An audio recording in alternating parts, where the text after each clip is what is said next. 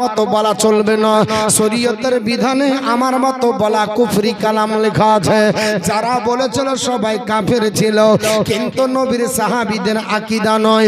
নবী আপনার বলা হচ্ছে নবী কার মতো, তিনারা বলেছে নবী আমার নবীর মতো। নবীকে কেউ আমার মতো বলেননি। আমার বন্ধুগণ, হযরত উতবা বিন ফিরকাদ রাদিয়াল্লাহু তাআলা আনহুর আপনার 4 জন বিবি ছিল। আপনার 4 জন বিবির ভিতরে আপনার জিজ্ঞাসা করা হয়েছিল, এই নবীর সাহাবীর বিবি, আজ তোমার স্বামীর আপনার কাছে এমন একটা বৈশিষ্ট্য পাওয়া যায়, তোমার স্বামীর ভিতরে এমন একটা গুণগত মান পাওয়া যায়, আমরা আপনার বিভিন্ন আপনার জায়গাতে দেখি আপনার সুগন্ধ তোমার স্বামীর আপনার হৃদয় থেকে বেরিয়ে আসে, শরীর থেকে একটা মিষ্টি আম্বারের খুশবু আসে। বলেন একটা আপনার শরীরে কারো গন্ধ করে, কারো আপনার খুশবু আসে কিনা? আতর মেখে মলবি সেন্ট বানায়, আপনার সেন্ট মেখে সেন্ট করে। আবার আপনার কেউ যদি কিছু না আপনার ব্যবহার করে, ওর গায়ের আপনার 3 দিন যদি গোসল না হয়, ওর কাছে ভিড়া যাবে না। ওর আপনার বলে হয়েছে বুকরা বুকরা গ্যাস করবে, ওর পিছে নামাজ পড়লে মাকরু হয়ে যাবে, কারণ আপনার এত গ্যাস হয়। আর মৌলবি বলতেছে নবী আমার মতো, আস্তাগফিরুল্লাহ। আমার নবীর সাহাবী হযরত উতবা বিন ফিরকাদ লোকের কাছে যেতেন, লোকেরা আশ্চর্য হয়ে যেতেন, ও নবীর সাহাবী এমন কোন মার্কেটের সেন্ট ব্যবহার করেছো, এমন কোন মার্কেটের সুগন্ধ ব্যবহার করেছো, কোথাকার আপনার আতর ব্যবহার করেছো? তোমার আতরের কাছে মদিনার কোন আতর টিকে না, মক্কার কোন আতর টিকে না, হরিণের মৃগ নবী কস্তুরী টিকে না। আল্লাহর নবীর সাহাবী হযরত উতবা বিন ফিরকাদ আপনার বলে হাতে বলছে, শোনো ও জগৎবাসীরা, আমার স্ত্রী পৃথিবীর জমিনে আপনার এই কথাটা জিজ্ঞাসা করেছিল, তিনার স্ত্রীদের দ্বারাতে আপনার বলে হাতে বর্ণনা করা হয়েছে।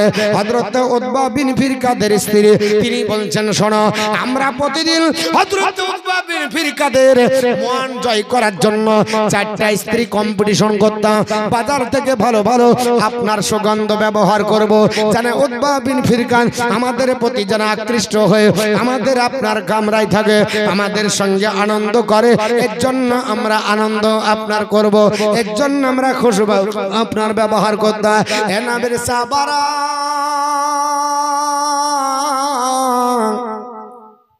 কিন্তু শুনে রেখে দেন, ওয়াকানা ইজা খারাজা ইলান নাস, লোকেদের কাছে যখন যেতেন, ফাকালু লোকেরা বলতো, মা সামিনা রিগান আতিয়াবা বিন রিহিন উতবাতা, আমরা উতবার শরীরে যে সুগন্ধ শুনতাম, এই সুগন্ধ আর অন্য কোন জায়গায় পাওয়া যায় না। সুবহানাল্লাহ, সুবহানাল্লাহ। আমার মুসলমান বলার উদ্দেশ্য, আল্লাহর নবীর সাহাবী উতবা বিন ফিরকাদ বলে, জগৎবাসী পৃথিবীর জমিনে আপনার নবীর সাহাবীরা বর্ণনা করতেছেন, উতবা বিন ফিরকাদের শরীরে এত সুগন্ধ, এই সুগন্ধ অন্য কোন ব্যক্তির কাছে পাওয়া যায় না। এত সুগন্ধ কোথা থেকে আসলো? এই সুগন্ধের ব্যাপারে ফাকুলনা যালিকা ইলাইহি, আমরা তাকে এই ব্যাপারে জিজ্ঞেস করলাম। বলে, হুজুর আপনার শরীরে এত সুগন্ধ কি করে, আপনার শরীরের এত সেন কেন হয়? আপনার সঙ্গে সঙ্গে কলা তিনি বলেছিলেন, আখাজানি সাররা আলা আহাদি রাসূলুল্লাহি সাল্লাল্লাহু তাআলা আলাইহি ওয়াসাল্লাম। হযরত উতবা বিন ফিরকাদ বলেছিলেন, হে নবীর সাহাবারা, আমি নবীর জামানাতে একবার অসুস্থ হয়ে পড়ি, আমার শরীরে পচন ধরেছিল, আমার শরীরে পচন ঘা হয়েছিল, অর্থাৎ যেটাকে ক্যান্সার বলা হয় বাবা, এই আপনার শরীরে আপনার পচন হয়েছিল, আপনার দুর্গন্ধ বের হয়। ও নবীর সাহাবারা, আমি যেখানে যাই লোকেরা আমাকে ভালোবাসে না, আমাকে দূর দূর করে তাড়িয়ে দেয়, এই পচনের জন্য আমি কোথায় যাব? আপনার খুঁজে আপনার বলা হয়েছে কোনো রাস্তা পেলাম না। আমি অবশেষে চিন্তা ভাবনা করলাম, না না, আমার এই পচন ভালো করার জন্য আমাকে দারুস সিফাত দরবারে যেতে হবে, নবী পাকের দরবারে যেতে হবে, আল্লাহর নবীর ওসিলায় আমার পচন ভালো হয়ে যাবে। সাহাবীর আকীদা নবীর কাছে গেলে ভালো হবে, আর ওহাবীর আকীদা ওখান থেকে দূরে থাকো, না হলে শিরক হবে। হযরতে ইমামে হাসান রাদিয়াল্লাহু তাআলা আনহাকে যখন বিষ পান করানো হয়েছিল, তো তিনি যবারই বিস্পান করেছিলেন তবারই নবীর রওজা শরীফের মাটি মেখেছিলেন, তবারই আরোগ্য হয়েছিলেন। কিন্তু শেষবারে হীরক চূর্ণ যখন দেওয়া হয় তিনি আর নবীর রওজা শরীফ পর্যন্ত পৌঁছাতে পারেন, কারণ হীরক চূর্ণ এতটাই মারাত্মক, যাবার সঙ্গে সঙ্গে কলিজা বাস্ট হয়ে গেছে। আপনিও যেমন যদি আপনি হীরক চূর্ণ খান তা আপনি এখান থেকে স্টেজ থেকে নামার ক্ষমতা হবে না, আপনার কলিজা বাস্ট হয়ে যাবে। তো দারুস সিফা বলা হয় নবীর দরবার। অন্ধর চোখে হাত দিলে চোখ পায়, পচাতে হাত দিলে মৃগ নাভি হয়, আর এই মৌলবীর যদি হাত দেয় তো কি হবে? মৌলবী হাত দিলে হবে, কিন্তু ফতোয়া যদি নেন তো বলবে শিরক হবে, বেদাত হবে। তওবা আস্তাগফিরুল্লাহ, ওই দিকে বলিও না। নবীর কাছে চাইলে এটা আল্লাহ ছাড়া চাহা হলো, এটা শিরক আর বেদাত হবে। সাহাবীরা শিরক আর বেদাতের কি সংজ্ঞা কম বুঝতেন? একটু জোরে বলুন, কম বুঝতেন? কম বুঝতেন না বেশি বুঝতেন? কম বুঝতেন না বেশি বুঝতেন? কিন্তু ইনারা কি বলছে? শিরক। আমার বন্ধুগণ, বলার উদ্দেশ্য হলো, সাউন্ডটা কমান না। আমার বন্ধুগণ, বলার উদ্দেশ্য হলো আল্লাহর নবী সাল্লাল্লাহু তাআলা আলাইহি ওয়াসাল্লামের সাহাবী তিনি বললেন নবীর দরবারে গেলাম, আল্লাহর নবীর কাছে ফাসাকাউতু আলাইহি, আপনার ফাকাসাকাউতু জালিকা আলাইহি, আল্লাহর নবীর কাছে বললাম ইয়া রাসূলুল্লাহ, ইয়া হাবিবাল্লাহ, আমার আপনার অসুখ হয়েছে, আমার আপনার বারে হয়েছে, অসুখের কারণে আপনার দরবারে এসেছি নবী গো, আমার অসুখটা যেন ভালো হয়ে যায়। আল্লাহর নবী ফামারা তিনি বললেন, ফামারানি, আমাকে হুকুম দিলে আনতা জাররাদা, এ আমার সাহাবী তোমার শরীরের আপনার জামাটা একটু সরাও, ফাতা জাররাত আনসাউবি, আমার আপনার শরীরের আপনার পোশাকটা আমি একটু আপনার অপসারণ করলাম। ও আপনার বলা হয়েছে ওয়া আলকাইতু সাবি আলা ফরজি, এবং আপনার বলা হয়েছে সরিয়ে আমার নবীর সম্মুখে আদবের সঙ্গে আমি বসে গেলাম, আল্লাহর নবীর সম্মুখে বসে গেছে। ও নবীর সাহাবারা, আল্লাহর নবী ওই সময়তে আপনার ফানাফাসা, আপনার বলা হয়েছে ফানাফাসা ফিহি ফানাফাসা, আপনার ইয়াদাহু আলা জাহারি ওয়া বাতনি, আপনার বলা হয়েছে হাতের আপনার মধ্যে থুতু লাবার পরে আমার পেটে আর পিঠে বুলিয়ে দিলেন। হে নবীর সাহাবারা, ফাআবাকা মিয়াউমিদিন, আর যেই দিন লাগিয়ে দিল সেই দিন থেকে আমার দুর্গন্ধ দূর হয়ে আমার শরীরে মিশকে আম্বার তৈরি হয়ে গেল। জোরে বলুন সুবহানাল্লাহ।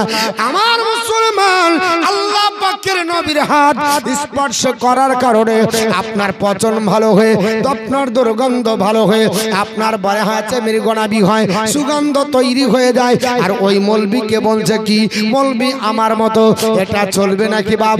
আপনার চলবে না। মৌলবীকে বলেন হুজুর আমার পচনটাকে ভালো করে দেন। মৌলবী বলবে হবে না, একটু ডাক্তারখানা যাও, একটু কবিরাজ দেখাও, হাকিম উকিল দেখাও। আমার নবী পাক বিশ্ব নবী সাল্লাল্লাহু তাআলা আলাইহি ওয়াসাল্লাম পৃথিবীর জমিনে রান্না করা মাংসতে যদি বলে আমাকে দিতে থাকো, সাহাবী বলছে দিতেই থাকি, কোনদিন জিন্দেগিতে আপনার কম হয় না।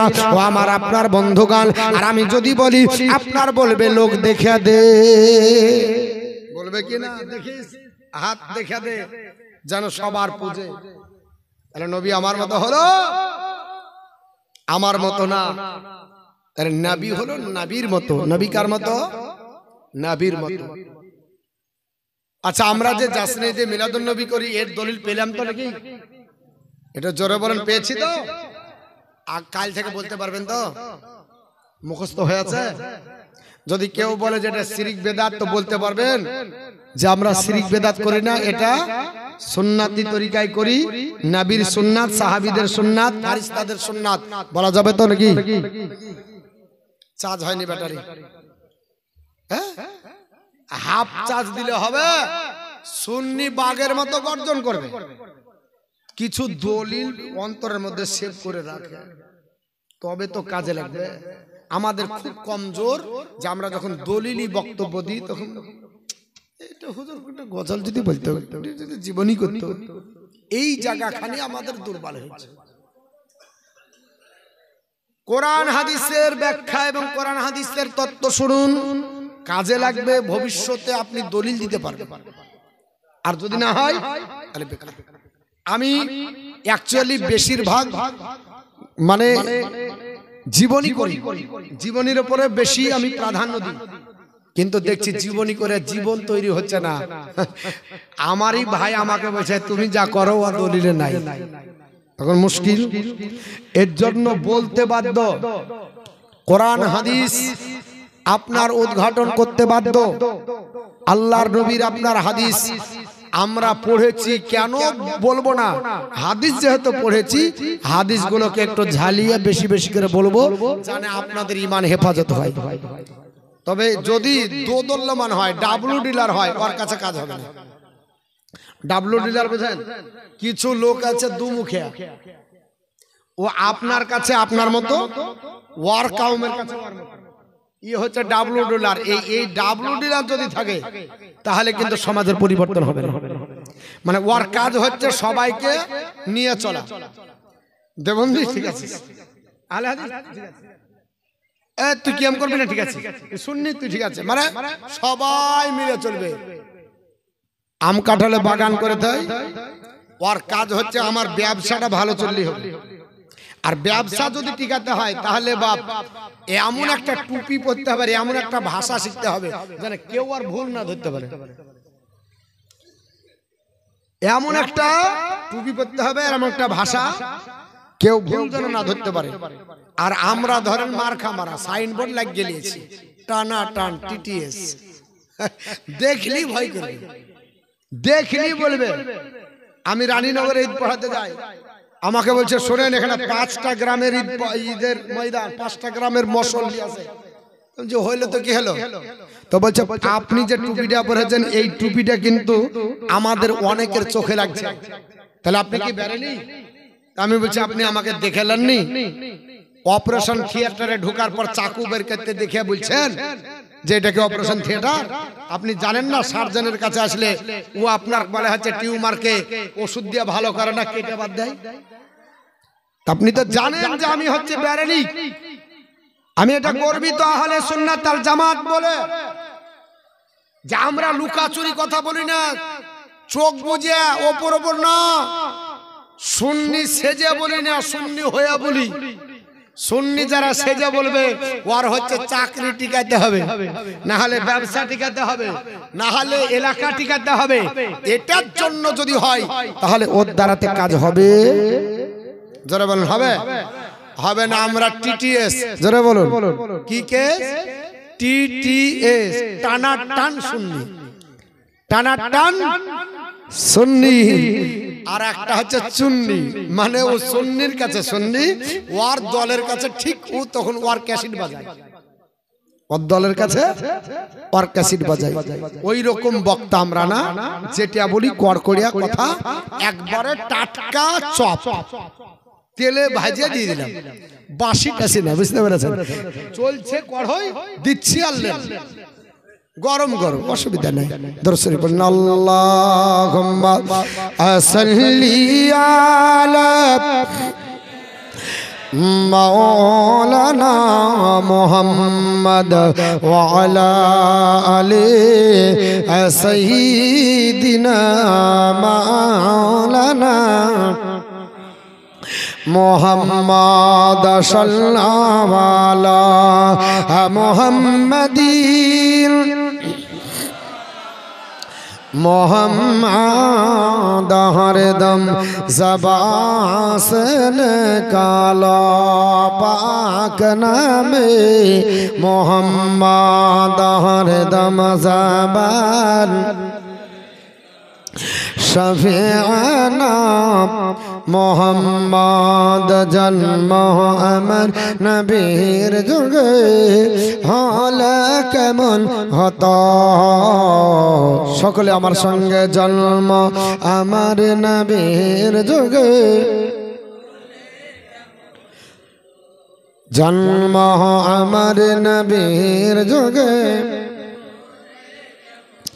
दो नयन रसूल পাক দুই নয়ন রসুল পাক দেখিলে কেমন হতো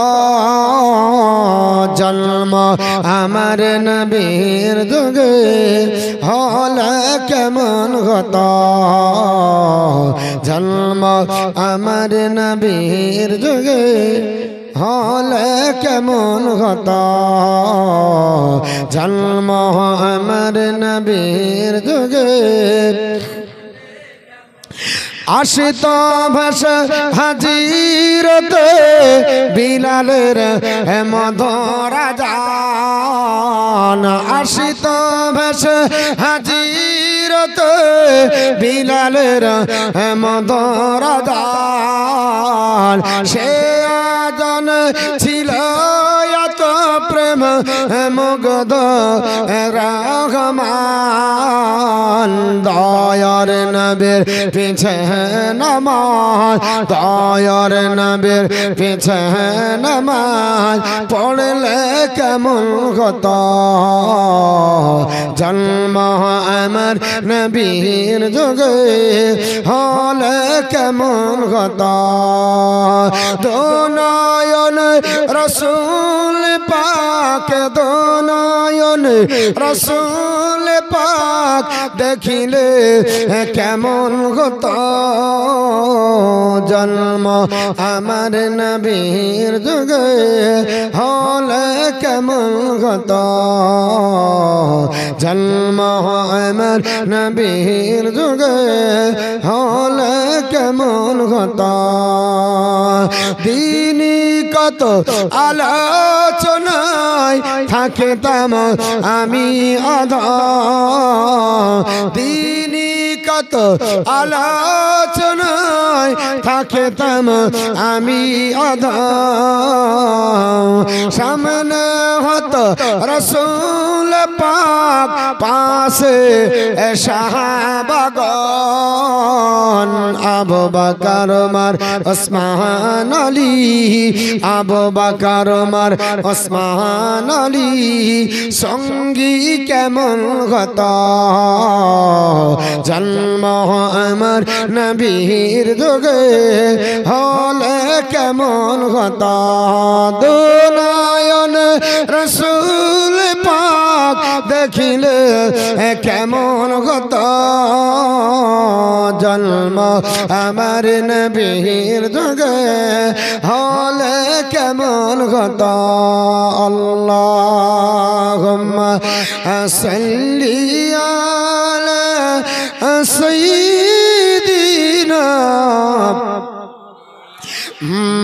مولانا محمد وعلى علي سيدنا مولانا محمد সাল্লাল্লাহু আলাইহি সাল্লাম বাবা আমরা রবিউল আউয়াল পালন করেছি ঝান্ডা ধরেছি নবীর আপনার খুশি মানিয়েছি তো বলছে এরা আপনার পূজো করছে জরবুন আস্তাগফিরুল্লাহ যদি নবীর জন্মদিবসকে কেউ পূজো বলে আসলে ও মৌলবি হবে না আপনার বলা আছে জাহিল হবে আপনাদেরকে বিচার করতে হবে আমাদের এলাকাতে এক আপনার গাদ্দার বলছে তোমরা যেটা করো এটা খ্রিস্টানি পদ্ধতি আমি বললাম ভাই একটা দলিল দিতে হবে এটা খ্রিস্টানরা করেছে নবী আমার বলেছে আমার নবী নিজের জন্মদিবস নিজে আপনার রোজা রেখে করলো আমরা ঈদের দিন আপনার ঈদ মানাই নবীর কারণে জুম্মার দিন ঈদ মানাই আদম আলাইহিস সালামের আপনার জন্মের কারণে এই রকম যেই দিন ঈসা আলাইহিস সালামকে আমার আল্লাহ আসমান থেকে খাবার নাযিল করলো ওই দিন আল্লাহ ঈদের দিন বানিয়ে দিয়েছে আল্লাহ এক একজন নবীর জন্য এক একটা খুশির দিন বানিয়েছে আর আপনি বলতেছেন এটা ঈদের দিন হবে না যেই দিন মুসা কালিমুল্লাহ আপনার বলা হয়েছে দরিয়া পার হয়ে ওই পারে গেল নীল দরিয়ার আপনার দরিয়ার ভিতরে আপনার বলা হয়েছে ফেরাউনের দলবলকে আল্লাহ ধ্বংস করেছিল মুসা কালিমুল্লাহ পরিত্রাণ পেয়েছিলেন মুহররম মাসের 10 তারিখ এটা খুশির দিন হয়েছিল এই রকম পৃথিবীর বহু ইতিহাসে এক এক একজন নবীর ঘটনা আছে, আপনার বলে আছে তাদের জন্য আনন্দের দিন, খুশির দিন, তারা ঈদের দিন মানিয়েছে। আর আমরা কি পৃথিবীর জমিনে শেষ নবীর জন্য ঈদ মানাবো না? ডাক দিয়ে তারা আপনার বলতেছে আপনার কর করে নতুন হয়েছে, দেখবেন নতুন যদি হয় ওর জ্বালা বেশি বাবা, একবারে গোলমরিচের মতো ঝাল। নতুন হয়েছে নামাজ তো ভালো করে বোঝে না, তারপরে রেডিমেড টুপিও দেয় না। আল্লাহর নবী বলেছে যারা সুন্নাতের খেলাফ করলো, আমি রাসূলুল্লাহ বলছি গোমরাহি হয়ে গেল। আমাকে একটা হাদিস দেখাতে হবে, নামাজ আপনার পড়েন তো টুপি কোথায় গেল? যদি নবীর টুপি ভুলে যান মেনে নিব যেটা ভুলেছেন, আর ইচ্ছাকৃত ভাবে টুপি দেয় না, বোঝা গেল নবীর সুন্নাতকে তারা করতেছে। আমি এর হাদিস আপনার বলেছিলাম বাবা, তারাই আবার বলতেছেন বলে এটা তোমরা করো, নবীর সম্মান বাড়াতে গিয়ে আল্লাহর চাইতে বেশি বাড়িয়ে দিয়েছো। জোরে বলেন আস্তাগফিরুল্লাহ। আমার আল্লাহ পাক মুসা কালিমুল্লাহকে ছাড়েনি, মুসা কালিমুল্লাহকে তোর পাহাড়ে বলল ওরে আমার কালি, নিজেকে গৌরব করিও না। I will raise them up a prophet from among their brother like unto thee মুসা কালিমুল্লাহ। আমি তোমার ভাতৃদিগের মধ্যে হইতে এমন একজন রাসূল উত্থিত করব, এমন একজন রাসূল পাঠাবো like unto thee। মুসা তোমার মতো হবে, তবে তুমি আমার মতো ভাবিও না। বলে আল্লাহ কেন ভাববো না? বলে I will put my words in his mouth and he shall speak unto them all that I shall command him। এই মুসা কালিমুল্লাহ আমি নবীকে যা বলতে বলবো আমার নবী তাই বলবে, একটাও বানাবাট কথা বলবে না, একটা নিজের পক্ষ থেকে বলবে না, একটাও নিজের সিদ্ধান্ত নেবে না। আমার মুসলমান বলার উদ্দেশ্য হলো আল্লাহ মুসা কালিমুল্লাহকে জানিয়ে দিল, ও মুসা কালিমুল্লাহ তোমাকে কালিমুল্লাহ বানাতাম না যদি আমার হাবিবুল্লাহকে না বানাতাম। এ মুসা কালিমুল্লাহ অহংকার আর কিছু নাই, আমি আল্লাহ তোমাকে কালিম বানিয়েছি আমার রাসূলুল্লাহর ওসিলায়। আমার মুসলমান আল্লাহ পাকের পয়গম্বর হযরত ঈসা রুহুল্লাহ পৃথিবীর জমিনে আপনার 30টি বছর দিনের দাওয়াত দিলেন, বাচ্চারা পৃথিবীতে জন্মগ্রহণ করলেন। আল্লাহ মায়ের কোলে আপনার দিয়ে গোটা বিশ্বকে ইতিহাস করে আপনার রেকর্ড বানিয়ে দিলেন। 3 দিন বয়সে কথা বলে জগৎবাসীকে আশ্চর্যান্বিত বলে করেছিলেন।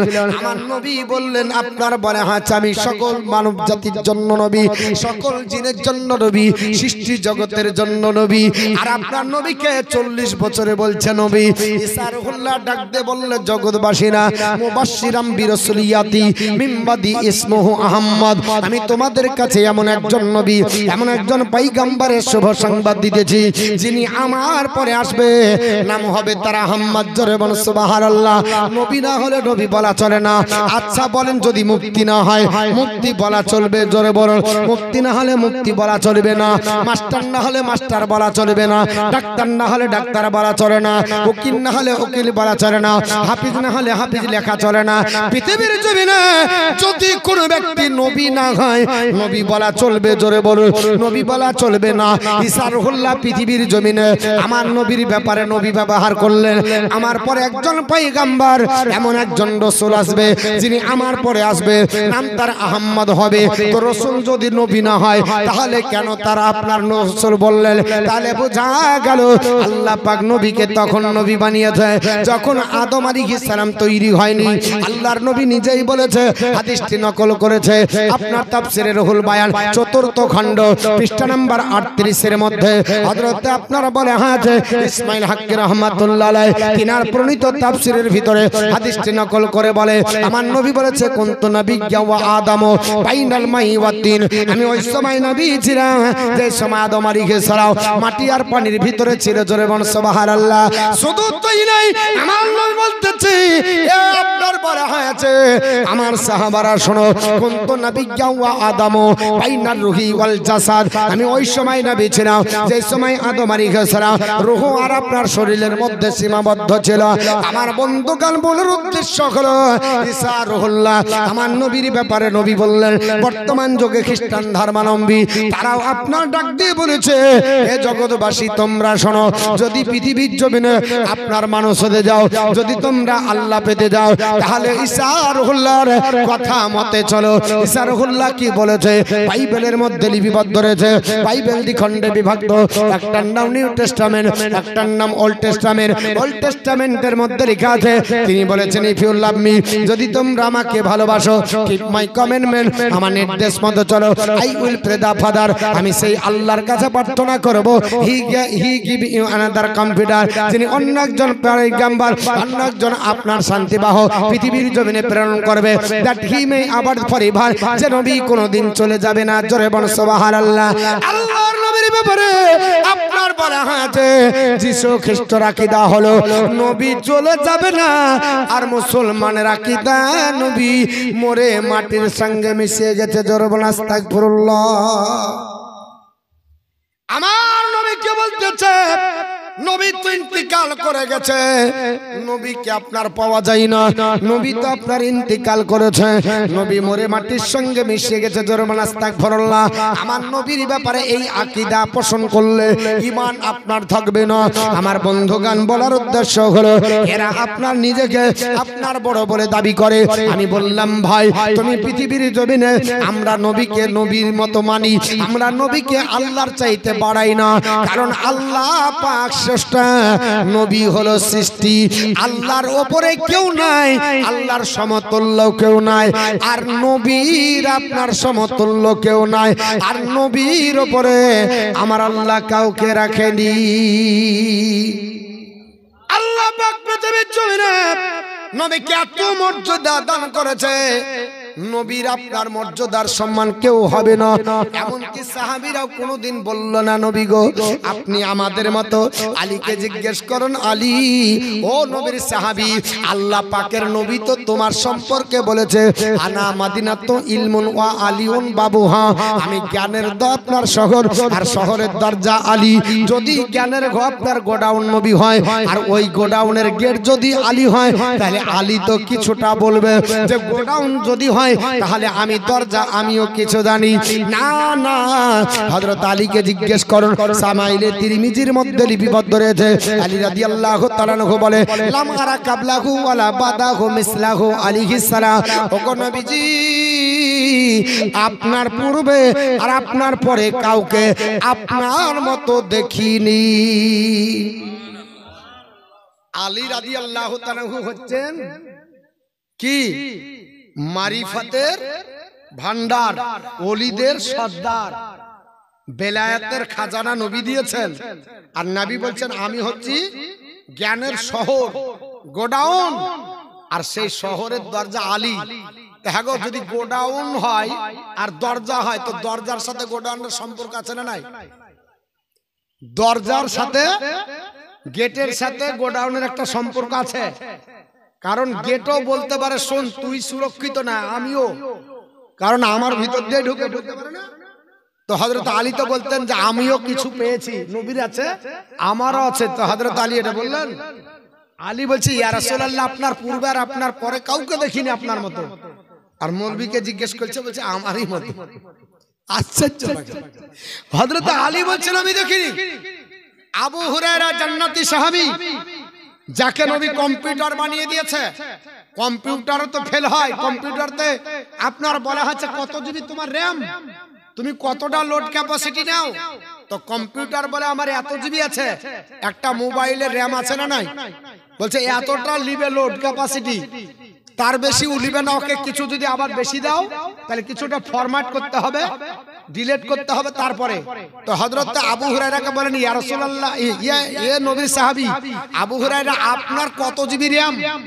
তো হযরত আবু হুরায়রা বলেন শোনো, নবীর কাছে গিয়ে বলেছিলেন ইয়া রাসূলুল্লাহ আমি সব ভুলে যাই, মনে থাকে না যেই দিন নবী আমাকে চাদর বিছিয়ে দিয়ে থুতু দিলেন আর ওটা আমি বুকের সঙ্গে লাগাতে বললেন, নবী লাগিয়ে নিলাম, সেদিন থেকে র‍্যাম আনলিমিটেড, আর কোনোদিন আর ডিলিট করে আর ঢুকাতে হয়নি। যত ছিল যা শুনেছি সবই সেভ হয়ে গেছে।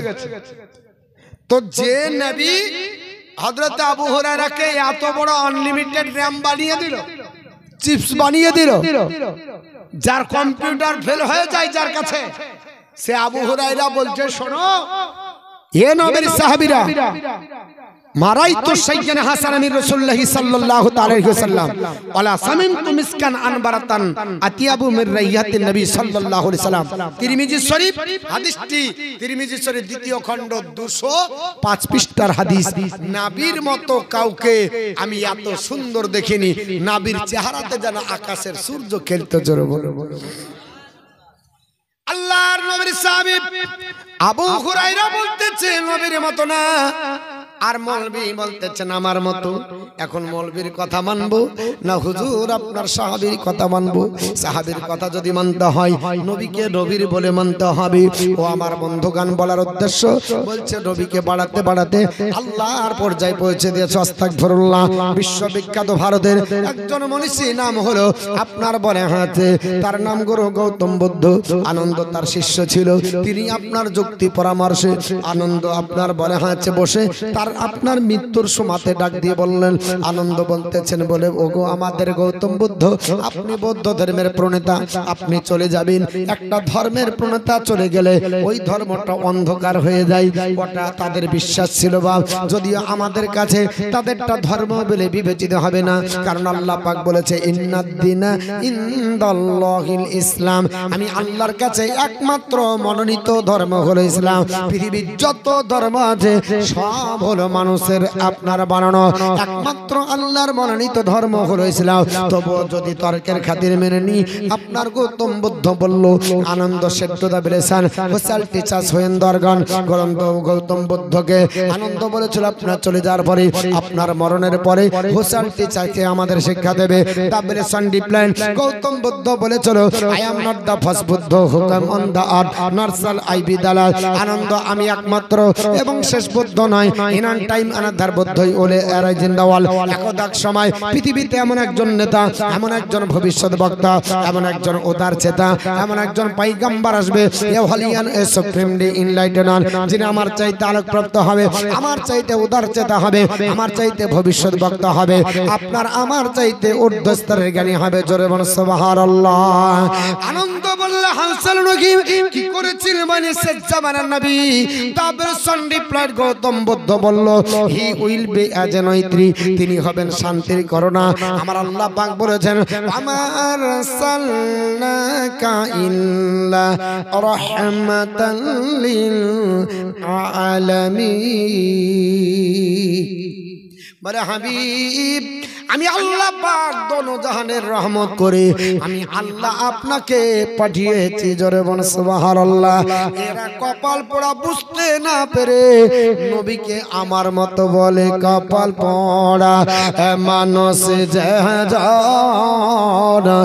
সত কথা করে না শ্রবণ রে। যতদিন তার হয় না মারণ, নিজেকে জানে ভালো, রহমত নেমে এলো এতিম হলে মা আমিনার কোলে, রহমত নেমে এলো। আপন পরে সব মকা বাসি, নবীর ব্যবহার হলো খুশিরে। মুখে দেখি মুচকি হাসি, মুখে দেখি মুচকি হাসি, সবার হৃদয় জোড়ালো, ও রহমত মেলো এতিম হলে মা আমিনার কোলে,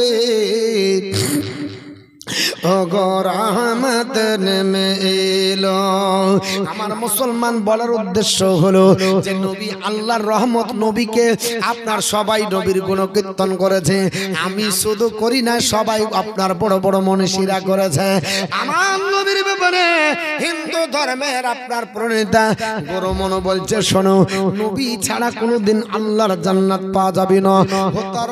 হতা রবীন্দ্র মহাসরিন্দ্রা আল্লাহ জ্যেষ্ঠং ষষ্ঠং শ্রেষ্ঠং পরমং পূর্ণং ব্রহ্মাণং আল্লাহ আল্লাহু রাসূলুল্লাহং বরসু আল্লাহ আল্লাহ আদাল্লাং বুকমেকাং আল্লাহ বুকাম নির্খদকাম আল্লাহ উপনিষদ সপ্তম পরিচ্ছেদ। গুরুটার নাম হলো গুরু মনু। উনি বলছেন আল্লাহ মহান, আল্লাহ সর্বশ্রেষ্ঠ, আল্লাহ আপনার বলে হয়েছে পরম করুণাময়, আল্লাহ এক অবিনশ্বর, তিনার সমতুল্য কেউ নাই। আর মুহাম্মদের সমতুল্য আল্লাহ তার সমতুল্য কাউকে বানাই নাই। জোরে বলো সুবহানাল্লাহ। নবী পৃথিবীর জমিনে আপনার বলে হয়েছে ও আপনার আল্লাহ পাকের পরে নবীর জায়গা। নবীকে আপনার মানতে বলা হয়েছে। কিভাবে নবীকে মানবেন? আপনার গরু আপনার মনুর কাছে ভক্তবৃন্দরা জিজ্ঞাসা করা চলো, এ গরু মনো বলে দাও ওই নবীর প্রশংসা করছো যার, যাকে আল্লাহর পরে জায়গা দেওয়া হয়েছে, আল্লাহর পরে যার স্টেজ, আল্লাহর পরে যার সম্মান, এত সম্মান যাকে আল্লাহ দিয়েছে, মর্যাদা আল্লাহ পাক দিয়েছে, ওই নবী কি এমন গুণগত মান আছে? গরু মনো বলেছিল এমন একটা তাকে আল্লাহ আপনার বাক্য দিয়েছে, এমন একটা সেন্টেন্স দিয়েছে, এমন একটা আপনার বলা হয়েছে কালমা দিয়েছে, ওটা যদি কেউ মৃত্যুর আগে দিনও পড়ে সারা জিন্দেগি যদি শিরক করে আর মৃত্যুর আগা দিন পড়ে যদি মারা যায় ওই লোকটা জান্নাতি। জোরে বলো সুবহানাল্লাহ। আপনি বলবেন হুজুর এটা আবার কি করে খায়? কোন একজন খ্রিস্টান যদি, কোন একজন ইহুদি নাসারা, কোন একজন আপনার বলে হ্যাঁ আদিবাসী, কোন একজন অমুসলিম হিন্দু যদি বলে আমি আজকে আপনার বলে কলমা পড়বো, আর আজকে কলমা পড়লো, এশার নামাজটা আজকেই পড়ে নিল, ফজরের আগে মৃত্যু হলো, শরীয়তের বিধান জিজ্ঞাসা করেন লোকটা জান্নাতি না জাহান্নামী? আল্লাহর নবীর হাদিস বলছে জান্নাতি। কারণ লোকটার উপরে আপনার সারা জিন্দেগির গুনাহ সব আল্লাহ ক্ষমা করে দিয়েছে একবার পর কলমা পড়ার কারণে। কারণ নবী আমার বলেছে, আমার সাহাবারা শুনে রেখে দাও, লাকিনু মাউতাকুম লা ইলাহা ইল্লাল্লাহ, মৃত্যু মুখে কেউ যদি পতিত হয় কলমার তালকিন দাও, কলমা তোমরা পড়াও। ইয়া রাসূলুল্লাহ, ইয়া হাবিবাল্লাহ, নবী গো কলমা পড়ালে কি হবে? আমার নবী বলেছে মান কানা আখিরু কালামিহি লা ইলাহা ইল্লাল্লাহ দাখালাল জান্নাহ, যার জীবনের শেষ বাক্য হবে লা ইলাহা ইল্লাল্লাহ মুহাম্মাদুর রাসূলুল্লাহ সাল্লাল্লাহু আলাইহি ওয়াসাল্লাম, ওই লোকটি আল্লাহর জান্নাতে যাবে। জোরে বল সুবহানাল্লাহ। ওই লোকটা আল্লাহর জান্নাতে যাবে। মৌলবি খুঁজে পাইল না, 6 মাস খুঁজলো, 66টা হাদিস তন্ন তন্ন হয়ে গেল, কলমা খুঁজে মৌলবি সাহেব পেল না। এখন কি হবে? হুজুর আপনি যে 6 মাস খুঁজলেন, আর আপনি বড় একজন শাইখ, আপনি বাবা, আপনার কথাতে লোক উঠে বসে, তো যদি খুঁজেই না পান, 66টা হাদিস খুঁজে পেলেন না, আর আপনি হলেন তাল গাছের সমান মৌলবি, তো তাহলে যারা খেজুর গাছের সমান আছে, যারা বেগুন গাছের সমান আছে, যারা মাটিতেই গড়াগড়ি দিচ্ছে, এরা পাবে? জোরে বলেন পাবে? হুজুর খুঁজেই পেল না কলমা, তো কলমাই যদি না পাই তো হুজুর আসলে মুসলমান আছে তো? হ্যাঁ, কলমাই পাইনি তো কি পড়ে মুসলমান হলো? ওকে যখন আপনার বলা হচ্ছে মৃত্যুর সময়, ওকে যখন আপনার শরবত দিবে, তো লোকে তো আপনার বলা হচ্ছে কিছু পড়াবে নাকি? তো কলমা তো পাইনি, কি পড়াবে? তো বলে যে পড়াবে বলে শোনো, তোমার বাপের এত বিঘা জমি ছিল, এতটা মাদ্রাসা করেছো, এতটা মসজিদ করেছো, ওই বলে আব্বা আব্বা করতে করতে যাবে, নবী বলেছে জাহান্নামে যাবে। কেন? নবী আমার বলেছে যার জীবনের শেষ বাক্য হবে লা ইলাহা ইল্লাল্লাহ মুহাম্মাদুর রাসূলুল্লাহ, সে আল্লাহর জান্নাতে যাবে।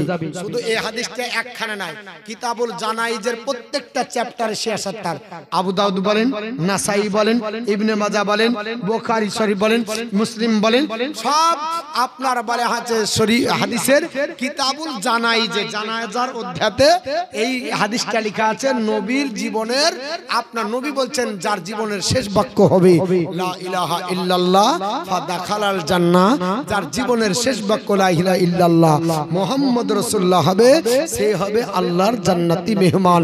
ও কলমাই খুঁজে পেল না, হুজুর জান্নাত তো দূরের কথা, গেটও দেখতে পাবে না, কারণ ও তো কলমাই পড়ে, কলমাই তো দেখেনি। আবার হুজুরের কাছে যদি ফতোয়া নেন যে হুজুর ঘোড়া খাওয়া যাবে, বলছে কোনো ব্যাপার নাই, চলবে, ঘোড়া খাওয়া যাবে। হ্যাঁ গো জাসনে ঈদে মিলাদুন নবীর খিচড়ি চলবে, বলছে পাক্কা বেদাত। এক বুড়া খুনখুনিয়া সাইক বলছে যাসনে ঈদে মিলাদুন নবী করায় একবারে গুহের মতো আপনার বেদাত। জোরে বলো আস্তাগফিরুল্লাহ। বলছে পায়খানার মতো বেদাত। তার মানে এটা করা ও আর খুঁজে পায়নি, পায়খানায় খুঁজে পেয়েছে। পায়খানার মতো বেদাত। তাহলে পায়খানা বেদাত যদি হয় তাহলে হ্যাঁ গো, আগে কোনোদিন কেউ পায়খানা ফেরেনি? হ্যাঁ, আল্লাহ রসুলের জামানাতে কেউ পায়খানা ফেরেনি? আমার মোবাইলে আছে, সেভ করে রেখেছি, কারণ এগুলা দলিল। তো এই বলতে বলতে আপনার সীমা অতিক্রম করে গেছে। এই বেদাত তো গোডাউন, নিজেই বেদাতের গোডাউন করেছে। মুখে তো অন্য কোনো ভাষা নাই, দিয়ে বলছে যে জাসনে ঈদে মিলাদুন নবী করা পায়খানার চাইতে বড় বেদাত। বলছে পায়খানার মতো বেদাত করতে করতে পায়খানার চাইতে বেদাত।